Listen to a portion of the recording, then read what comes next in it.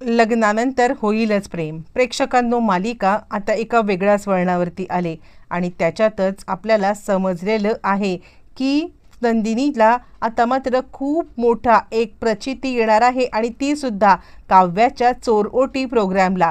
काव्याच्या चोरओटी प्रोग्रॅमला असं काहीतरी घडणार आहे की त्यानंतर मग आता इकडे नंदिनी या सगळ्यामध्ये आत्तापर्यंत जे सत्य समजत होती ते सत्य नाहीच आहे, तर आता सत्य काहीतरी वेगळंच आहे. हे सत्यसुद्धा आता समोर इकडे येणार आहे काव्यामुळे. आणि त्यानंतर मग आता काय घडलंय, कसं घडलंय आणि काव्याने या सगळ्यामध्ये काय खुलासा केलेला आहे, सगळं सविस्तरपणे पाहूया छोटासा व्हिडिओ.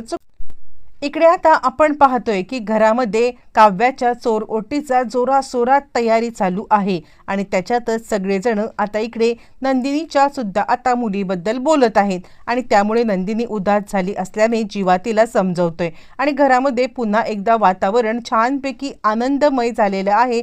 कारण कुणालाच माहिती नाहीये की या सगळ्यामध्ये आता मात्र काव्याची चोरओटी करताना महाभयंकर सत्य आता समोर येणार आहे, पण पॉझिटिव्ह वेमध्ये नंदिनीला गुड न्यूज मिळणार असते. बरं, तोपर्यंत आपण इकडे पाहिलेलं आहे की ही जी कोणी ऑफिसमधली दिव्या आहे ती दिव्या जरा आता हे सगळं मुद्दामच करत आहे. म्हणजे तिला कुणीतरी पार्थ आणि काव्या यांच्यामध्ये फूट पाडावी असं सांगितलंय, तसं काहीतरी ती आता करण्याचा प्रयत्न करत आहे. पण त्याच आणि मुद्दाम आता ती विचार करते की चला काहीही झालं तरी सुद्धा या सगळ्यामध्ये आता आपल्याला मुळातच या सगळ्यामध्ये आता काव्या आणि पार्थ यांच्यामध्ये भांडणं लावता येतील. आणि त्यानंतर आता इकडे तो क्लिप तिने आता पार्थच्या मुद्दाम बॅगेत टाकलाय की काव्याला या सगळ्यामध्ये संशय यावा. बरं, तोपर्यंत इकडे आता पार्थ तिला सांगत आहे, हे बघा तुम्ही असे अर्धवट फोन करता आणि फोन करून आमच्या नवरा बायकोच्या मध्ये आता भांडणं लावता, मला हे काही पटलेलं नाही आहे. त्यावरती ती म्हणते, काय झालं काय सर, मी त्या दिवशीचा फोन केला आणि म्हणून आता तुम्हाला तुमची बायको काही बोलली का. यावरती मग आता तो सांगायला लागतो, तसं नाही, पण तुम्ही उगाचच नको त्या वेळेला कॉल करता.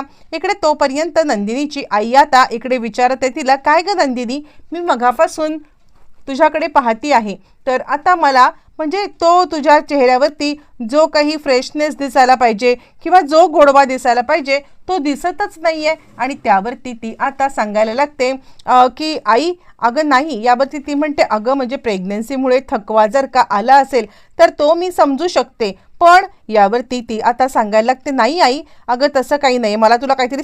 आणि त्यानंतर ती सांगायला लागते, आई मी तुला काहीतरी सांगू का, तू कोणाला सांगणार नाहीस का. आणि त्यावरती आई म्हणायला लागते, अगं काय झालं, म्हणजे मी आल्यापासून तुला विचारीन म्हणते, तुझं लक्ष नाही आहे ग बाळा. आणि त्यावरती ती सांगायला लागते, हो आई मला खरं तर तुला एक गोष्ट सांगायचं आहे, मातृत्व माझ्याकडे येता येता हिरावून घेण्यात आलेलं आहे. आणि त्यावरती आई म्हणते, अगं काय वेडेपणा आहे, काय बोलतेस तू. आणि त्यावरती ती आता घडलेला सगळा प्रकार सांगायला लागते, कशा पद्धतीने ती आता SP रोडला गेली होती आणि कशा पद्धतीने या सगळ्यामध्ये आता इकडे मुळातच तिच्यासोबत काय काय गोष्टी झाल्या हे सगळं ती सांगते. आणि आई सांगते, अगं मग तू हे घरात कुणालाच का सांगितलं नाहीयेस, काय झालंय काय, तू इतकं मोठं सत्य आता कसं काय लपवून ठेवू शकतेस आणि तुला किती त्रास होईल बाळा याचा.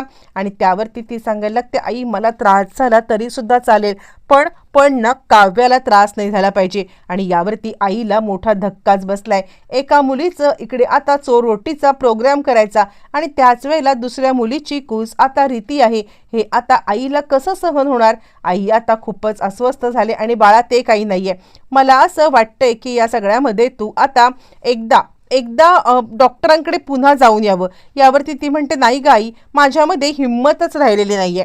आणि त्यावरती आई सांगायला लागते, हे बघ हिंमत हारून तुला आता चालणार नाहीये, या परिस्थितीमध्ये तुला आता खंबीरपणे उभं राहायला पाहिजे आणि एकदा माझ्यासाठी जाऊया ना, कारण मला काहीतरी वेगळंच आता वाटत आहे. आणि असं म्हटल्यावरती ती सांगायला लागते, आई जाईन, पण काव्याची चोरओटीचा प्रोग्राम आता व्यवस्थितरित्या पार पडू दे आणि त्यानंतर मग आता आपण पुढे काय करायचं ते बघूया. असं म्हटल्यावरती आता इकडे आईला खूप दुःख झालंय, पण आपण जर का नंदिनीच्या समोर आता रडलो मग मात्र खूपच काहीतरी विचित्र आता गोष्ट होऊ शकते आणि तिला स्वतःला त्रास होऊ शकतो हे तिला समजलंय. बरं, तोपर्यंत मग आता इकडे जो काही प्रकार आता त्या दिव्याने करायचं ठरवलंय तो यशस्वी होताना आपल्याला दिसत आहे.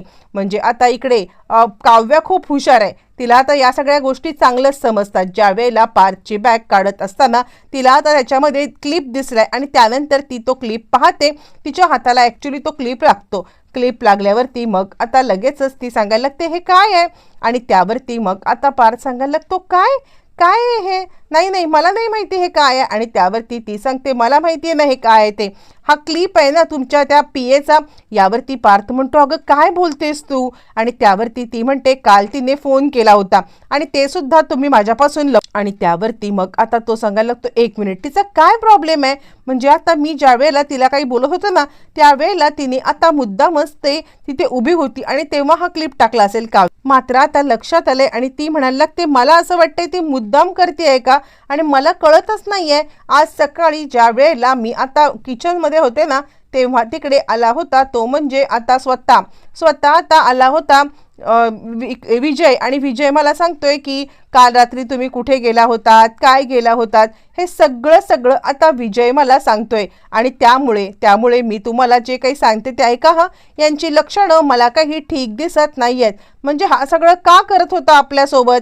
आणि असं म्हटल्यावरती तो सांगायला लागतो काय पण विजय का करेल हे सगळं. आणि त्यावरती ती म्हणते 1 मिनिट तुम्ही हिला कधीपासून कामावर ठेवलीत. म्हणजे तसं बघायला गेलं तर तिला कामावरती ठेवलेत ते म्हणजे आता ज्या वेळेला आपण विजय आपल्या आयुष्यात आला त्याच्यानंतरच ना. मला तर वाटतंय की विजय हा सगळं करतोय का ऑपरेट.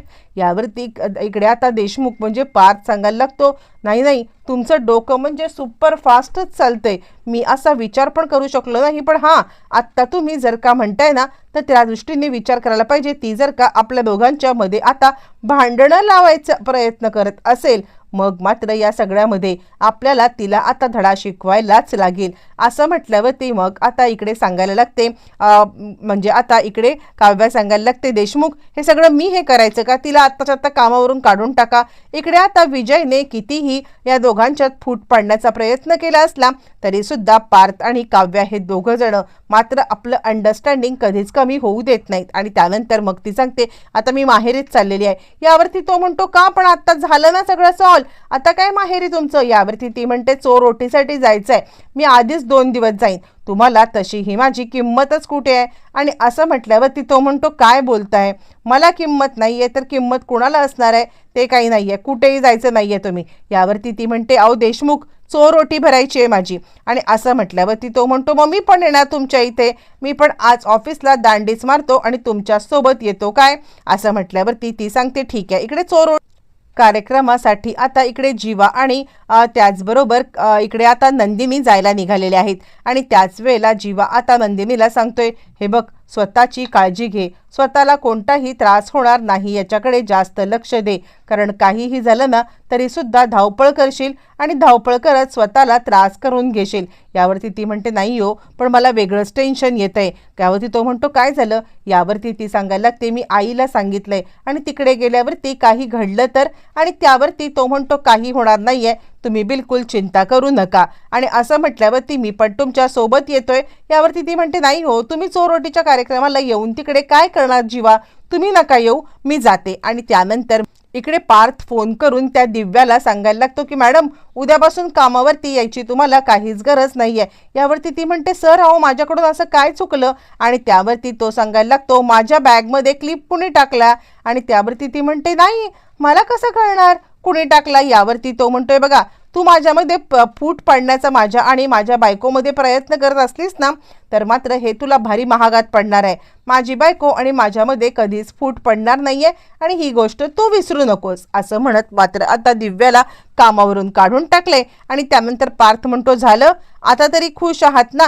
यावरती ती म्हणते हो आता खुश आहे, चला आपण दोघंही जण जाऊया. असं म्हणत सगळेजण निघालेले आहेत ते म्हणजे चोर ओटीच्या कार्यक्रमाला. पण प्रेक्षकांनो चोर ओटीच्या कार्यक्रमामध्ये असा काहीतरी आता महा एपिसोडमध्ये आपल्याला 24 मेच्या भागात पाहायला मिळणार आहे. तो म्हणजे आता ज्या वेळेला इकडे आता आई नंदिनीच्या सोबत आता त्या विषयावरती बोलत आहे की आपण डॉक्टरांकडे जायचं आहे, काहीही झालं तरी सुद्धा मी डॉक्टरांना विचारणार आहे की हे सगळं कशामुळे घडलंय, किंवा आता नक्की हे खरं आहे का मला जाणून घ्यायचं आहे. मला असं अजूनही तुझ्या चेहऱ्यावरचं तेज सांगत आहे की तू प्रेग्नंटच आहेस. आणि त्यावरती जीवा म्हणतो, जीवा तिकडे सोबत आलेला आहे आणि तो सांगतो, नाही आई, डॉक्टरांनी आम्हाला सगळं सांगितलंय. त्याच वेळेला काव्या तिकडे आले आणि काव्या सांगते काय, आणि काव्याला जे समजायला नको प्रेक्षकांनो, ते जरी समजलं असलं तरी सुद्धा काव्या या गोष्टीवरती विश्वास ठेवत नाहीये आणि ती सांगते, अजिबात नाही, मी या गोष्टीवरती विश्वास ठेवणार नाही. आणि त्याच वेळेला प्रेक्षकांनो,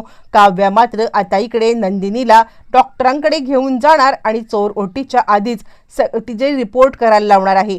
ज्या वेळेला ती आता चोर ओटीच्या आधीच तिचे रिपोर्ट करणार आहे आणि त्याच वेळेला चोर ओटीच्याच दिवशी तिचे आता रिपोर्ट येणार आहेत प्रेक्षकांनो, आणि ते रिपोर्ट मात्र आता पॉझिटिव्ह आहेत. आणि याच वेळेला मात्र आता नंदिनीच्या आयुष्यामध्ये आनंदाची बातमी आलेली आहे. पुन्हा एकदा तिला आता आई बनण्याचं सुख मिळाले.